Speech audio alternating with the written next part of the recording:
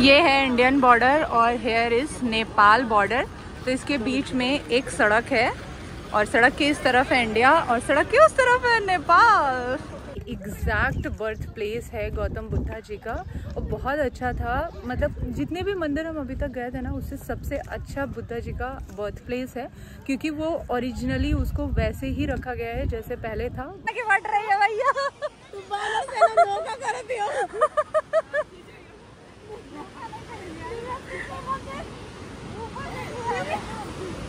Welcome back in new blog. I hope you all are doing good. I am also good. और सुबह 5 बजे से उठ के हम लोग नहाना धोना तैयार होना सब ने शुरू कर दिया था।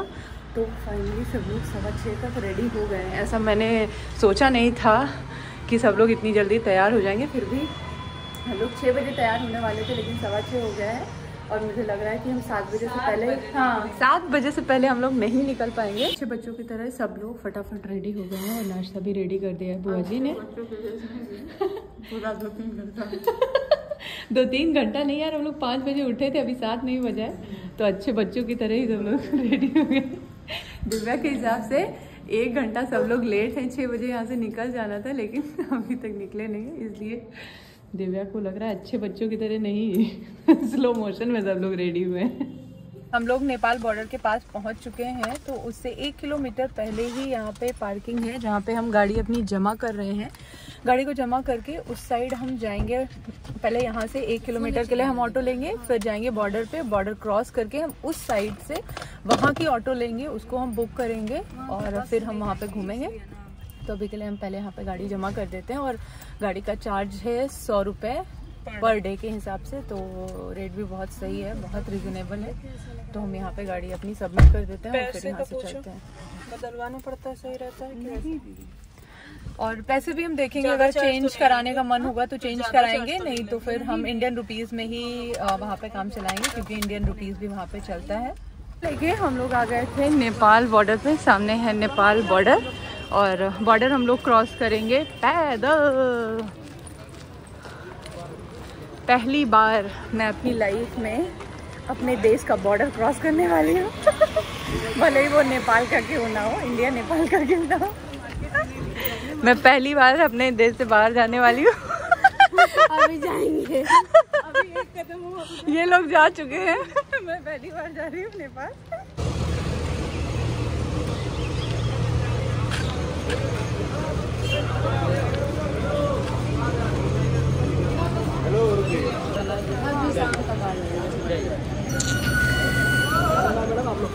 ये है इंडियन बॉर्डर और हेयर इज नेपाल बॉर्डर। तो इसके बीच में एक सड़क है और सड़क के इस तरफ है इंडिया और सड़क के उस तरफ है नेपाल। बहुत ही बकचक करने के बाद फाइनली ये डिसाइड हुआ है कि हम ऑटो से नहीं, हमने एक कार बुक करी है और इंडियन रुपीज़ में हम 2200 में यहाँ से जा रहे हैं। नेपाली रुपीज़ कितना होगा? 2200 का? हाँ 2200 का हुआ नेपाली रुपीज़ 3600 रुपये। 3600 रुपये नेपाली रुपीज़ में और 2200 रुपये इंडियन रुपीज़ में हम जा रहे हैं। यहाँ से जाएंगे लुम्बिनी, लुम्बिनी से जाएंगे बुटवल और बुटवल से वापस ये हमें छोड़ेंगे नेपाल बॉर्डर पे। तो ठीक है, फिर भी अभी मुझे थोड़ा घाटे का सौदा लग रहा है लेकिन कोई बात नहीं। हाँ ये मुझे घाटे का सौदा लग रहा है, बहुत ज़्यादा नहीं है। यहाँ से तो 26 किलोमीटर ही है ना लुम्बिनी। 26 से जाएंगे, फिर 26 उतरने जाएंगे, 50 किलोमीटर, टोटल 100 किलोमीटर जाएंगे। अच्छा टोटल 100 किलोमीटर गिन के देखूंगी मैं कितना किलोमीटर है, उसके बाद हम इनको पैसा देंगे। ऐसे नहीं देंगे पैसा आपको, किलोमीटर देखिए उसके बाद। हाँ लेना चाहिए था। 2 सब इंग्लिश बोले उसके बाद गायब उनका।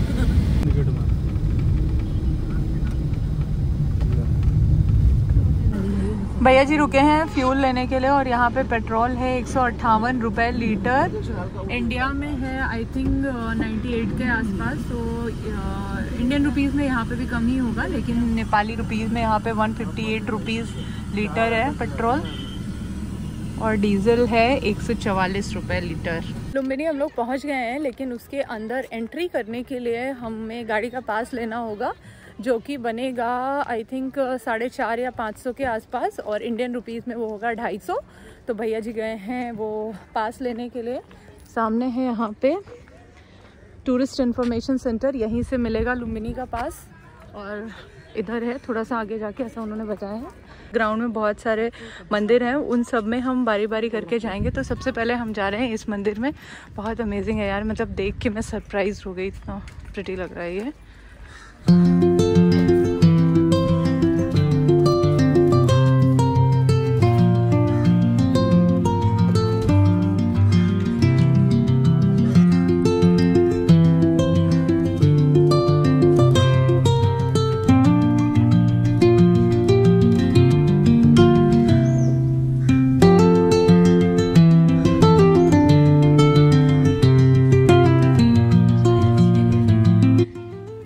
बहुत अच्छा लग रहा है यहाँ पे, बहुत पीसफुल है, बहुत हल्ला नहीं है, शांति से सब लोग बैठ गए हैं कोई फ़ोटो खिंचवाने के लिए, कोई इस वातावरण की वाइब्स को महसूस करने के लिए, और कुछ लोग तो फ़ोटो खिंचवाने में लगे हुए हैं। ये सब क्या है, ये सब क्या है?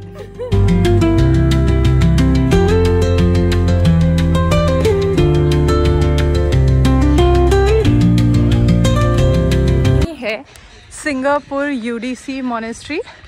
बेसिकली यहाँ पे लुम्बिनी में जितने भी बुद्धिस्ट कंट्रीज़ हैं उनके यहाँ पे जो टेम्पल्स हैं उसकी रेप्लिका बनाई है, ऐसा मुझे लग रहा है, क्योंकि ऐसे ही नाम यहाँ पे दिए हुए हैं, जापानीज़ टेम्पल और साथ में सिंगापुर टेम्पल ऐसे करके दिया है। तो मुझे लग रहा है कि शायद से यहाँ पे रेप्लिका ही है। ये मंदिर बहुत ही ज़्यादा प्रिटी है। मैंने एक कोरियन ड्रामा देखा था जिसमें बहुत पुराने टाइम का दिखाते हैं, मुझे ऐसा लग रहा है कि लिटरली मैं उसी ज़माने में आ गई हूँ क्या। देखो ऐसे यहाँ पे बैठने के लिए दिया हुआ है, और साथ में ये बहुत सुंदर है यार, बहुत ज़्यादा अच्छा लग रहा है। पूरा ईंट से बना हुआ है, रेड कलर की ईंट से। मुझे एकदम ऐसा फील हो रहा है ना कि मैं किसी मूवी में हूँ या मैं एकदम पुराने टाइम पे आ गई हूँ, एकदम ऐसा फील आ रहा है। वो मंदिर होके आ गए हैं हम लोग, और अभी आए हैं यहाँ पे, और फिर जाना है हमें उस वाले मंदिर। तो मोस्टली यहाँ पे रेप्लिका ही हैं जैसा मुझे लग रहा था, क्योंकि यहाँ पे सिंगापुर, चाइनीज़, फ्रांसीसी टेम्पल ऐसे ही करके खूब सारे टेम्पल्स यहाँ पे बनाए हुए हैं।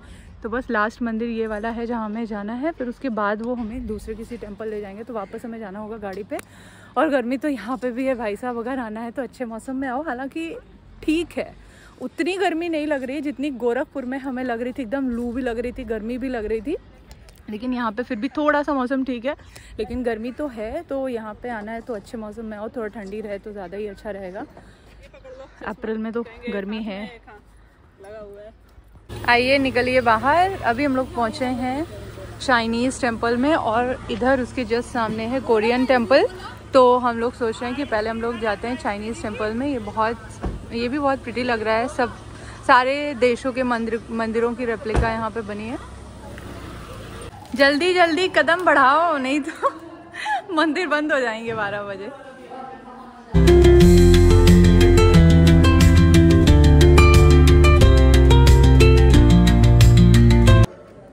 यहाँ के सारे टेम्पल्स में जाके ना ऐसी फील आ रही है जैसे कि लग रहा है कि हम एकदम फेरी टेल वाले उसमें आ गए हैं, फेरी टेल की दुनिया में आ गए हैं। इतना अच्छा अलग सा लग रहा है।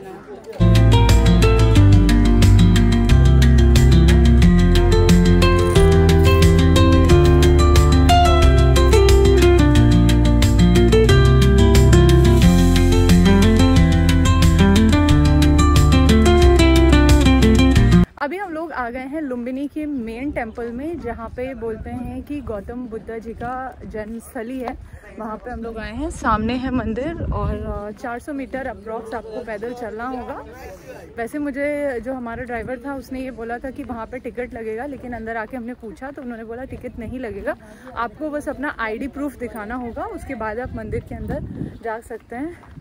और गर्मी तो लग रही है भाई साहब, धूप भी लग रही है बट यहाँ का व्यू बहुत अच्छा है। अगर आप अच्छे मौसम में आते हैं ना तो आपका दिल खुश हो जाएगा। हाँ, उतनी तेज नहीं है जितना गोरखपुर में था, ऑब्वियसली उतना नहीं है, लेकिन है। तो हमें पूछा था कि टिकट लगेगा या नहीं लगेगा, लेकिन वहाँ पे हमें ये बताया गया था टिकट नहीं लगेगा। लेकिन इंडियंस का टिकट यहाँ पे लगता है, और 50 रुपए का एक टिकट है ना? क्यों दिव्या? 50 रुपए का एक टिकट था ना? 50 रुपए पर हेड था। नेपाली थे उनका और था दीदी, हाँ और जो इंडियन थे उनको 50। हाँ, नेपाली इसके लिए फ्री था। तो अंदर से हम लोग आ चुके हैं और यहाँ पे एग्जैक्ट बर्थ प्लेस है गौतम बुद्धा जी का, और बहुत अच्छा था। मतलब जितने भी मंदिर हम अभी तक गए थे ना, उससे सबसे अच्छा बुद्धा जी का बर्थ प्लेस है, क्योंकि वो ओरिजिनली उसको वैसे ही रखा गया है जैसे पहले था। भले वो टूट गया है, कुछ ही महल की दीवारें बची हुई हैं, लेकिन उसको एग्जैक्ट उसी फॉर्म में रखा गया। तो ये चीज़ मुझे बहुत अच्छी लगी कि मंदिर तो कोई भी बना सकता है, इतना एडवांस टेक्नोलॉजी कि कोई भी डिज़ाइन आप कर सकते हो, किसी भी तरीके से बना सकते हो, लेकिन ओरिजिनली चीज़ों को प्रिजर्व करके रखना, उनको सही सलामत बचा के रखना हमारी जनरेशन के लिए ये बड़ी बात है। तो मुझे बहुत अच्छा लगा देख के। और अभी हम लोग आ गए हैं बाहर, तो ऐसे यहाँ पे भी है, फ्लैग वगैरह लगे हैं, और ये भी महल का ही पार्ट था कुछ, तो वो अभी वैसे ही प्रिजर्व करके रखा गया है।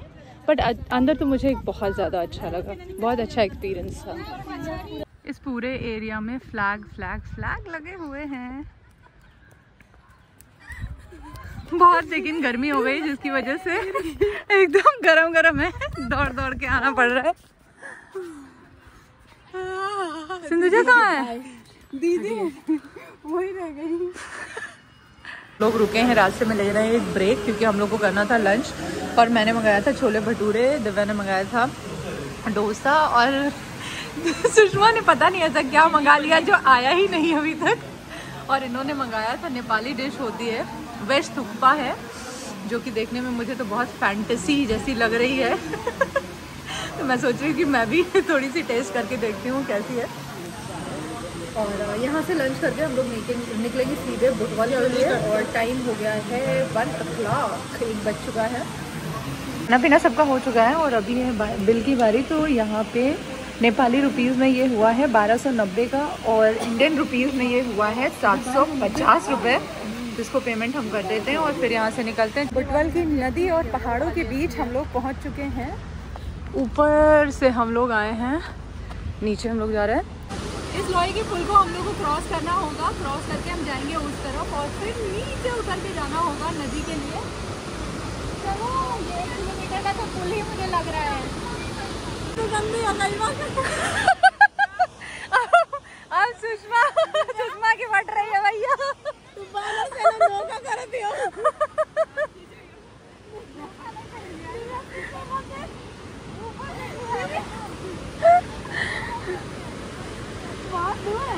पुल क्रॉस करके अभी वापस से हम ऊपर से नीचे उतर रहे हैं, वहाँ पे नदी पे जाने के लिए।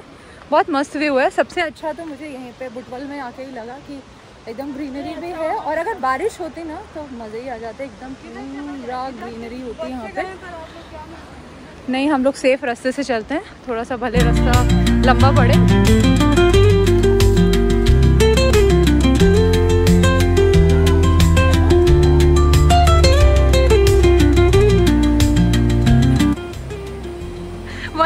वहीं आप खड़े रहिए अगर आपको समझ में नहीं आ रहा कि कहाँ से आना है तो।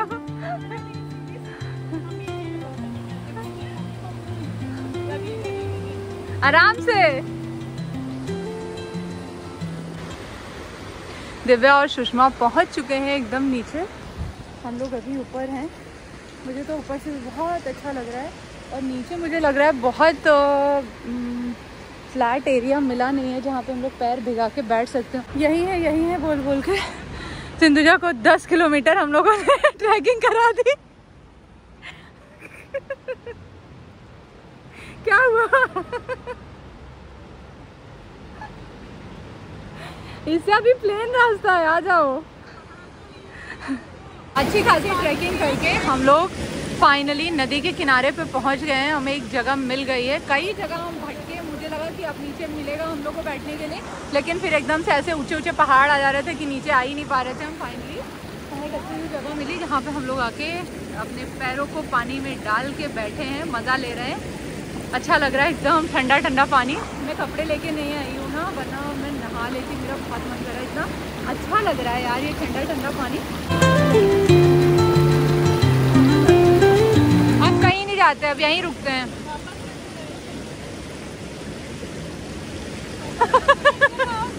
जैसे आए थे वैसे ही वापस जाएंगे। फिर क्या चले जाएंगे। जो जिस रास्ते आए थे जाना तो उसी रास्ते पड़ेगा। हम लोग नीचे तो आ गए थे, स्पा तो ले लिया, लेकिन फोटो खिंचवाते सिंधुजा का पैर थोड़ा सा स्लिप हो गया था, तो उनकी पूरी जीन्स जो है वो भीग गई है। हाँ एक्चुअली यहाँ पे ना बहुत स्लिपरी है, जिसकी वजह से बहुत संभाल के चलने वाला है, लेकिन लोगों की ना फोटो खिंचवाने की तलब जो है वो कमी नहीं हो रही थी। हम लोगों ने इतना ज़्यादा टाइम लगा दिया कि भैया हम लोग को बुलाने आ गए कि बस करो तुम लोग आ जाओ। जाने में तो सबको बहुत मज़ा आ रहा था, लेकिन अभी वापस से ऊपर चढ़ने में हालत ख़राब हो गई है। मैं और सुषमा ऊपर आ चुके हैं, लेकिन दिव्या और सिंधुजा अभी 1 किलोमीटर नीचे ही हैं। थक तो हालांकि मैं भी गई हूँ, प्यास भी लग गई है और पानी हम लाना भूल गए थे, पानी नहीं लाए थे, लेकिन कोई बात नहीं, मैं एकदम ऊपर आ चुकी हूँ। बस इसको क्रॉस करके हम उधर जाएंगे तो हमें पानी भी मिल जाएगा और थोड़ी राहत थी। अभी मजे वहाँ टमाटर बड़े, वहाँ टमाटर बड़े। एक बार और चले जाइए। नहीं जाएंगे, वो इंतजार करेंगे। 1 करोड़ का शर्त लगाएंगे तो भी नहीं जाएंगे। नहीं वो बोले अभी इंतजार कर सकते हैं, जाइए। वहाँ नहीं बोले, नहीं तो बैठे होते वही। घूम के 4:15 पे हम लोग आ चुके हैं वापस से नेपाल बॉर्डर पे, और अभी जा रहे हैं वापस अपनी कंट्री में, उस तरफ जहाँ हमने गाड़ी खड़ी करी थी, गाड़ी पार्क करी थी, वहाँ से हम गाड़ी उठाएंगे और फिर यहाँ से निकल लेंगे गोरखपुर के लिए।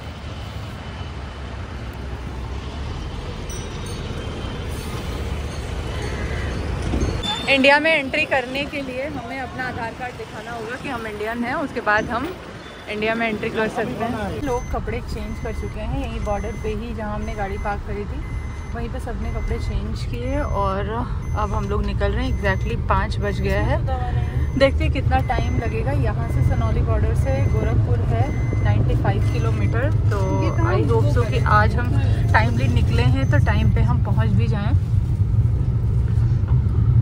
गोरखपुर हम लोग पहुँच चुके हैं और कल हम लोग को जाना है इसके लिए। हॉस्टल में और भी जो लोग हैं उनसे हमने वादा किया था कि चलेंगे घूमने उनके साथ भी, लेकिन नहीं जा पाए, तो इसलिए हमने सोचा कि उनके साथ नौका चले जाते हैं। तो उनको हमने बुलाया था नौका पे, और हम लोग अभी पहुंच नहीं पाए हैं। आधा घंटा हम लोग को हो चुका है पहुंचने। रश बहुत ज़्यादा, 10-15 मिनट लगेगा। काफ़ी रश है यहाँ पे, जिसकी वजह से बहुत ही स्लो हम लोग चल रहे हैं, और हमें लग रहा है और 10-15 मिनट हमें लगने वाला है वहाँ पहुँचने में। हम लोग नौका विहार पहुंच चुके हैं, और गरिमा और श्रेया और रुक्मिणी हम लोग को ज्वाइन कर चुकी हैं, और अभी हम लोग सीधे जा रहे हैं बोटिंग करने। बस ठीक है, बैलेंस भैया आप तो आइए।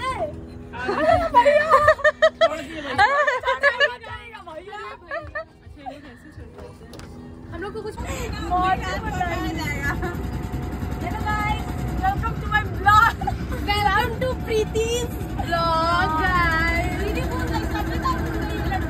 अरे चाय ख़त्म हो चुकी है, हमारे लिए दूसरे स्लॉट में चाय बनेगी, तो हम सब वेट कर रहे हैं कि चाय बने। चाय और बन मक्खन का ऑर्डर दे चुके हैं। देखो उनकी कढ़ाई जो है, उनका भगोना एक्चुअली जो है वो पूरी तरीके से खाली हो चुका है। उन्होंने बोला है कि मैडम आपको 5 मिनट वेट करना होगा, फिर हम आपको चाय बना के देंगे।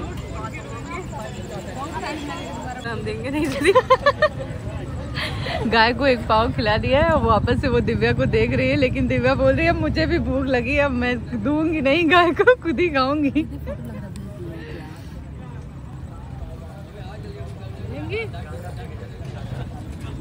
एक बाइट दे दो। आ रही है गाय, तुम्हारी तरफ ही आ रही है दिव्या, पर हम नहीं देंगे। हम यहाँ से लेके भागेंगे, बच्चों की जैसे बोल देंगे नहीं। इतनी भूख लग गई दिव्या को कि बोल रही देंगे, दूंगी नहीं, चाहे जो हो जाए। चाय पी के सब लोग आ गए थे हॉस्टल, और सबने एक चीज़ बनाई। श्रेया ने बनाई सब्जी, हमने बनाया चावल, और दिव्या ने बनाया दाल। तो सबका खाना सबका खाना रेडी हो गया है, हम लोग जा रहे थे खाना खाने, और खाना खाने के बाद सब लोग थक चुके हैं। अगर हिम्मत बची होगी तो हम लोग बातचीत करेंगे, नहीं तो चुपचाप सो जाएंगे। और इस ब्लॉग को भी हम यहाँ पे ख़त्म करेंगे। आपसे मिलेंगे नेक्स्ट ब्लॉग में, तब तक के लिए बाय बाय, गुड नाइट।